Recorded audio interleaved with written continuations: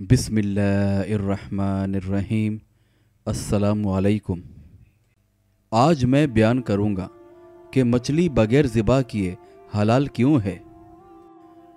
अक्सर गैर मुस्लिम सवाल करते हैं कि मछली ज़िबा किए बगैर मुसलमान क्यों खाते हैं और बाकी जानवर ज़िबा करके क्यों खाते हैं।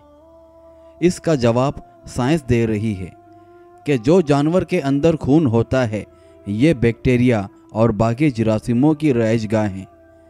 जब हम जानवर ज़िबा करते हैं तो दिल और दिमाग का रिश्ता टूटता नहीं, दिल जिंदा रहता है और जिस्म का सारा खून ज़िबा की हुई शरियानों से बाहर निकल जाता है।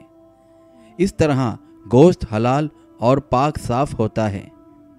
और अगर ज़िबा ना करें यानी झटके से जानवर की जान ले ली जाए तो दिल भी उसी वक्त मुर्दा हो जाता है और उसके जिस्म का सारा खून गोश्त में जज्ब हो जाता है। वो गोश्त फिर खाने के काबिल नहीं होता, ना ही हलाल होता है।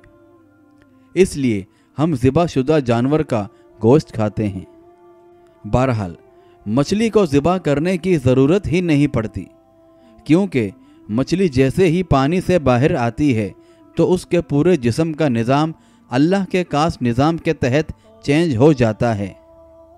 उसके जिस्म का सारा खून उसके पानी से बाहर आते ही उसके मुंह में जो एपीक्लास्ट होते हैं उनमें जमा हो जाता है और उसके जिस्म का सारा गोश्त जरासीम से पाक साफ हो जाता है। इसलिए मछली को ज़िबा की ज़रूरत ही नहीं पड़ती।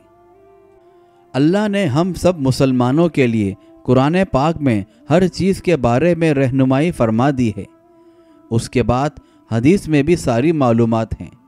साइंस हमेशा से इस्लाम की मरहून मिन्नत रही है।